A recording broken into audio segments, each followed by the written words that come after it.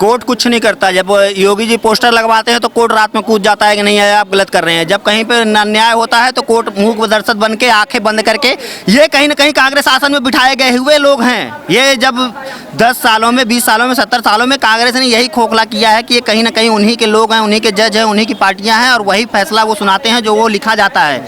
अगर इसमें कोर्ट ने हस्तक्षेप किया न्यायिक हिरासत में, तो निकिता तोमर के हत्यारे को भी वही सजा मिली थी कि 14 दिन की न्यायिक हिरासत में भेज दिया गया था। और वही आप अर्नब गोस्वामी को कर रहे हो। क्या इसने गोली मारते हुए खुलेआम देखा है क्या किसी को? इसको अभिव्यक्ति की आज़ादी नहीं है, इसको बोलने की आज़ादी नहीं है। सारे बंदे कहते हैं कि हमें आज़ादी है। कन्हैया कुमार कहता है कि मैं देश के टुकड़े करूंगा, मैं कुछ भी बोल सकता हूं। और जब विरोधी पार्टी के लिए कोई बोलता है तो रातों रात उसको उठा के लेके चले जाते हैं पुलिस लोग अपने राज्य में। ऐसा क्यों भाई? अब अर्नब गोस्वामी के बीवी और बच्चों पर एफआईआर दर्ज कर दी और मुंबई पुलिस कह रही है कि जब अर्नब को गिरफ्तार करने के लिए गए तो उनके साथ मारपीट की गई। सर, क्या कहना चाहेंगे जिस तरीके से छिछोरेपन पर मुंबई पुलिस और उद्धव सरकार उतर रही है? देखिए, अर्नब गोस्वामी क्या अपराधी है कोई? उसके ऊपर 100-200 केस पहले से चल रहे हैं। कहीं बम ब्लास्ट का उसके पे केस चल रहा है। वो किसी आतंकवादी गतिविधियों में किसी के साथ में नजर आया है?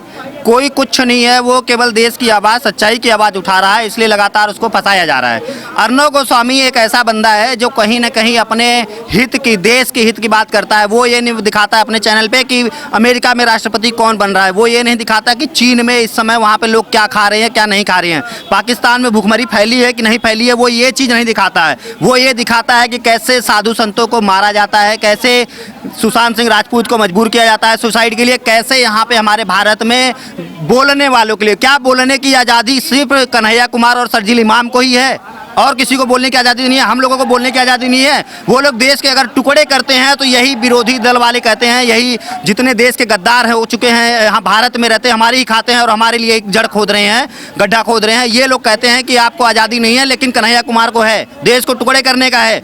जो उसके ऊपर एफआईआर हुआ उससे कुछ नहीं हुआ। कोर्ट ने भी उनको फटकार लगाई है मुंबई पुलिस को कि आप मेरे से बिना पूछे कैसे कोर्ट को केस को खोल सकते हैं, रीओपन कैसे कर सकते हैं। तो अब ये लोग उसके बेटे पे, उसकी वाइफ पे, उनके परिवार की हिस्ट्री जानो पहले। कई लोग उनमें सैनिक में हैं, कई लोग देश के लिए अपनी जान गंवा चुके हैं, जान गंवा रहे हैं। हम लोग केवल यहाँ पे उनके लिए रोड पे उतर सकते हैं, लेकिन वो हकीकत में फौजी हैं। उनके परिवार वाले देश की सेवा करते हैं। AK-56 लेके जाना, AK-47 लेके जाना, ये दर्शाता है कि कहीं वो आतंकवादी तो नहीं है। एक आतंकवादी महाराष्ट्र में जब 26/11 का हमला हुआ था, काश यही फोर्स और यही सुरक्षा अपनी उस समय अगर दिखाए होते उनको गिरफ्तार करने के लिए, तो इतना बड़ा हमला नहीं होता जो हुआ वहाँ पे महाराष्ट्र में। उस समय ये सब मूक दर्शक बन के रहे और आज ये लोग दिखा रहे हैं कि महाराष्ट्र पुलिस काम कर रही है। तारीफ करना चाहिए उनकी। अरे धिक्कार है हमें, जो इतने रुपए हमने अपने खर्च करके सिंघम पिक्चर पे रिलीज हुई और उस मूवी को देखे जो महाराष्ट्र की पुलिस का अच्छाइयाँ दिखाया गया, सिम्बा को देखे जो उसमें महाराष्ट्र पुलिस की अच्छाइयाँ दिखाई गई। आज की डेट में महाराष्ट्र पुलिस पे और उद्धव सरकार पे पूछता है भारत और साथ में थूकता है भारत।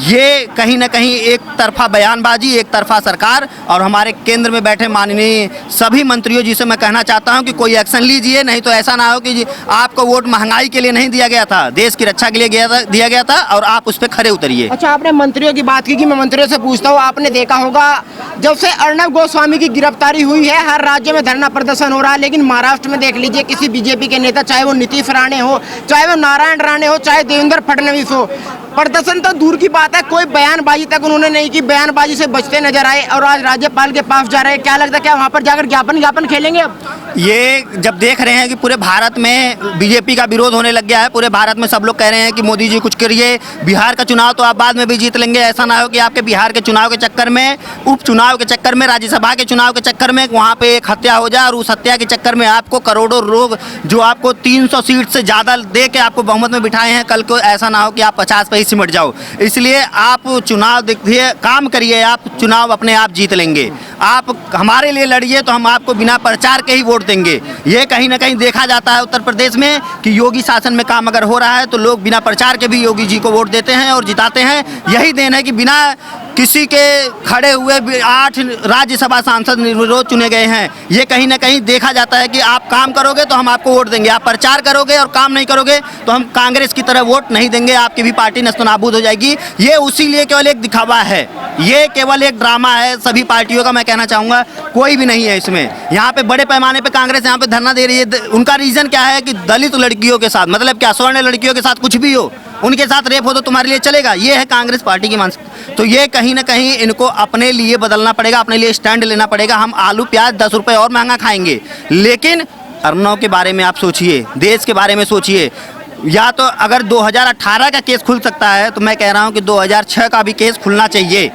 सुकन्या देवी का भी केस खुलना चाहिए, उसको भी रीओपन करो। कहाँ गया उनका परिवार, कहाँ गए वो वकील जो लड़ रहे थे, वो भी केस खोलो आप। हमें भी सच्चाई देखनी है। सिख दंगों का भी केस खुलना चाहिए। जब पुराने केस खुल रहे हैं तो खोलो आप। मैं कह रहा हूँ महाराष्ट्र में उनकी सरकार है ना, बाकी जगह तो आप बैठे हो, आप खोलो उसको। अच्छा, आतंकवादियों के लिए रात में कोर्ट खोल दिया जाता है। आतंकवादियों का कोई मामला है, कोर्ट उसमें हस्तक्षेप कर लेता है। कल जब अर्नब गोस्वामी को गिरफ्तार किया तो देश की जनता सोच रही थी कि कोर्ट इसमें कुछ हस्तक्षेप करेगा, लेकिन कोर्ट ने बिल्कुल चुप्पी साधे रखी। कोर्ट कुछ नहीं करता। जब योगी जी पोस्टर लगवाते हैं तो कोर्ट रात में कूद जाता है कि नहीं आप गलत कर रहे हैं। जब कहीं पे न्याय होता है तो कोर्ट मूक दर्शक बन के आंखें बंद करके, ये कहीं ना कहीं कांग्रेस शासन में बिठाए गए हुए लोग हैं। ये जब 10 सालों में, 20 सालों में, 70 सालों में कांग्रेस ने यही खोखला किया है कि ये कहीं ना कहीं उन्हीं के लोग हैं, उन्हीं के जज हैं, उन्हीं की पार्टियां हैं और वही फैसला वो सुनाते हैं जो वो लिखा जाता है। अगर इसमें कोर्ट ने हस्तक्षेप किया न्यायिक हिरासत में, तो निकिता तोमर के हत्यारे को भी वही सजा मिली थी कि 14 दिन की न्यायिक हिरासत में भेज दिया गया था। और वही आप अर्नब गोस्वामी को कर रहे हो। क्या इसने गोली मारते हुए खुलेआम देखा है क्या किसी को? इसको अभिव्यक्ति की आज़ादी नहीं है, इसको बोलने की आज़ादी नहीं है। सारे बंदे कहते हैं कि हमें आज़ादी है। कन्हैया कुमार कहता है कि मैं देश के टुकड़े करूंगा, मैं कुछ भी बोल सकता हूं। और जब इन विरोधी पार्टी के लिए कोई बोलता है तो रातों रात उसको उठा के लेके चले जाते हैं पुलिस लोग अपने राज्य में। ऐसा क्यों भाई? ये कहीं ना कहीं अर्नब के साथ जो हो रहा है ये एक बहुत बड़ी साजिश है। एक आदित्य ठाकरे, उद्धव ठाकरे को बचाने के लिए एनसीपी के गृह मंत्री ने पहले ही बोला था, एनसीपी के नेता ने पहले ही बोला था कि कहीं ना कहीं हम उसको फंसाएंगे और वो डिप्रेशन में आके आत्महत्या कर लेगा। आज वही देखिए इसका प्रमाण है, क्योंकि एनसीपी का ही गृह मंत्री है इस समय महाराष्ट्र में। तो ये जो ये साजिश कर रहे हैं ये बहुत बड़ी प्लानिंग है। और हम यहाँ पे धरने पे हैं तो हमें परमिशन मिलता है 1 घंटे का, 2 घंटे का। और अगर कोई देश को टुकड़े करने के लिए परमिशन मांगता है तो उनको पूरी रात पूरी दिन 120 दिन बैठ जाते हैं वो लोग केवल देश को तोड़ने के लिए। तो कहीं ना कहीं शासन और प्रशासन हर जगह का कमजोर है, आप उसको मजबूत कीजिए। अच्छा, जिस पीड़ित परिवार ने उकसाने का आरोप लगाया है, अभी अभी एक फोटो वायरल हो रहा है, उस परिवार के साथ शरद पवार की फोटो आई है, तो क्या दिखाई दे रहा है? पूरा का पूरा मामला राजनीतिक षड्यंत्र के तहत हुआ है। ये सारा का सारा राजनीति ही है।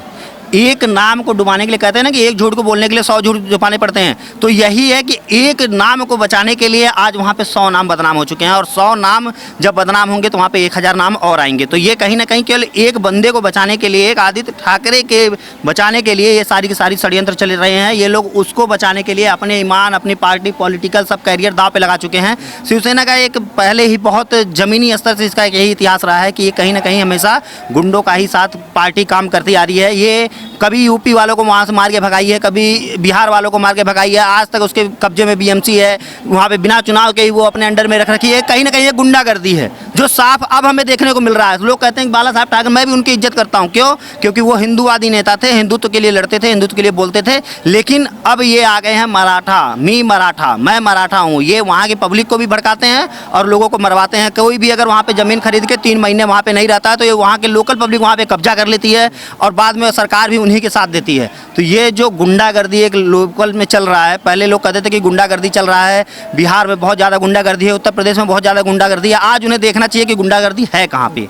तो केंद्र सरकार ने क्यों चुप्पी साधी हुई है पूरे मामले में? केंद्र सरकार क्यों हस्तक्षेप नहीं कर रही? देखिए, ये तो अभी आज पता चलेगा कि ये राज्यपाल से मिलने के बाद क्या डिसीजन लेते हैं, क्या करते हैं, वहाँ पे राष्ट्रपति शासन लगाते हैं कि नहीं लगाते हैं। क्योंकि देखिए, ये जनता है, ये अब जागरूक हो चुकी है। पहले हमें क्या दिखाते थे, क्या समझाते थे, उससे मतलब नहीं है। लेकिन आज ये हमें क्या कर रहे हैं, वहाँ पे अगर कोई फैसला लिया जाता है तो ठीक है, नहीं तो फिर 300 से 100 आने में भी टाइम नहीं लगता और 300 से 500 आने में भी टाइम नहीं लगता। ये सीटें हैं, आप हमारे लिए करोगे तो हम आपको वोट देंगे, जिताएंगे, वो तो पक्की बात है। अच्छा, अगली सवाल ये है कि 2 साल पुराना केस जिसे कहकर बंद कर दिया जाता है कि गवाह नहीं है, सबूत नहीं है, अचानक मुंबई पुलिस को कौन से सबूत और गवाह मिल जाते हैं कि 2 साल बाद बिना कोर्ट की इजाजत के लिए खोल दिया जाता है? कोर्ट के जज भी कह रहे हैं कि हमारी इजाजत के बिना ये केस कैसे खोला तुमने?